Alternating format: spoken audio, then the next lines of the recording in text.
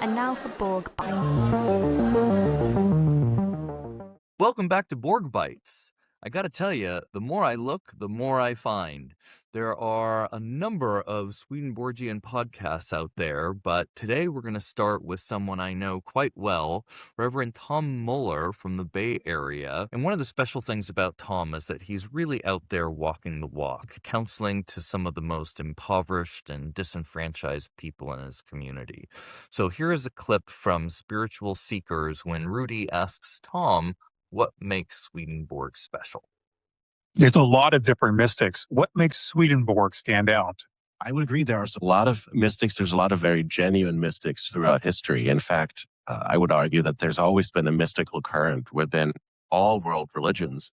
Something that I think makes Swedenborg unique in some ways is that I think Swedenborg's journey and his writings speak to something that's very much, even though they're a few hundred years old, they speak to something that's very much relevant to our life, which is what we see in Swedenborg in his own historical context is someone who struggles to reconcile rationality and spirituality and scientific method and scientific inquiry with spiritual inquiry, and who basically recorded what happened when he gave that a shot and when he opened himself up to that. And I think that's something that a lot of us these days can really relate to because it's still such a relevant question. Do we have to throw religion and spirituality out with the bathwater, so to speak? Or is there a way to reconcile spirituality, mysticism, even religion with a rational approach to life and living and asking questions critically? I'm going to be interviewed on their show soon, so subscribe to our Daily Bread. I'll put a link in the description. One of the things that attracted me to the Swedenborgian philosophy and why I enjoy the company of their clergy so much is their sense of humor. If you've watched some of my monologues, you know I can get a little bit silly. So when I saw Del Rose at the Laporte Church calling his Easter sermon the funniest man in the world, I had to share it. What it means to be humorous and comic is very close to what it means to be divine. That's my argument that I have today. Life's a joke. Jean-Paul Sartre in Nausea speaks about the impossible absurdity of the world. To be is to be absurd, and all that man does is teetering on the brink of cruel meaninglessness. Dostoevsky, a fellow reader of Swedenborg, makes the following statement. A man's sense of humor is a most important sign of his intelligence. A little nonsense now and then is relished by the wisest men. In humor, we encounter surprise.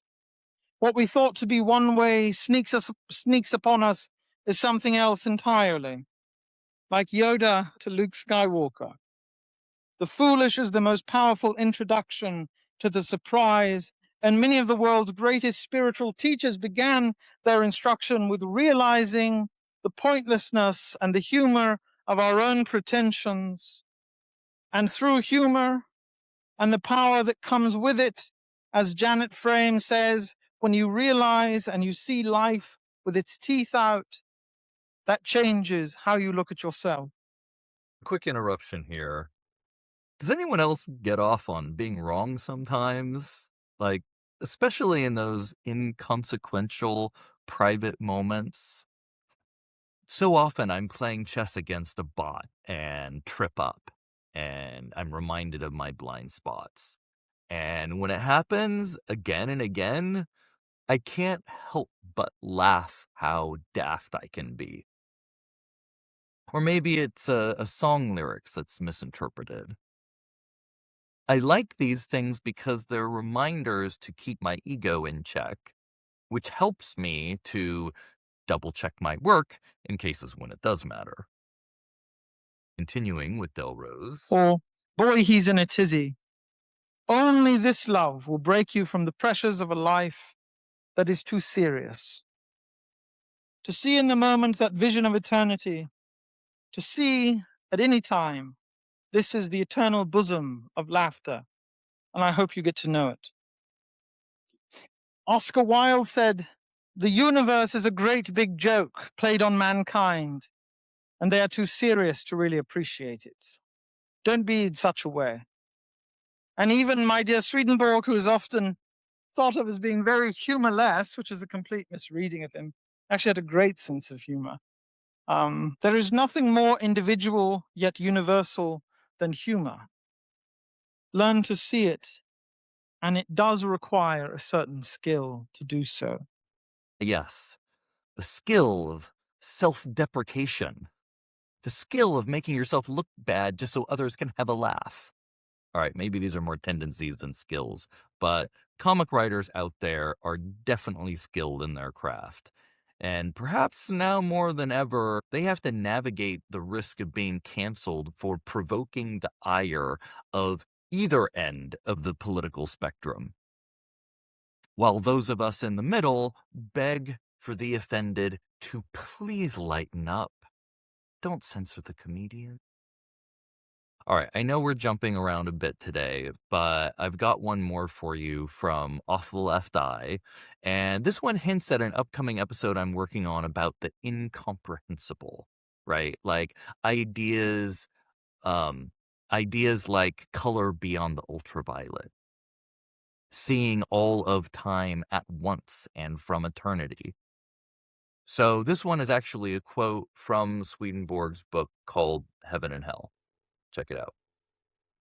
I was thinking about eternity once, and using a concept of time, I could grasp what to eternity entailed, namely without end, but not what from eternity entailed, and therefore not what God did before creation from eternity. As my anxiety mounted because of this, I was raised into the sphere of heaven, and therefore into the perception of eternity shared by angels. This shed light for me on the fact that we ought not to think about eternity in temporal terms, but in terms of state, and that when we do, we can grasp what from eternity entails, which was actually done for me. People talk about the incomprehensible. It comes across to me as is almost a challenge.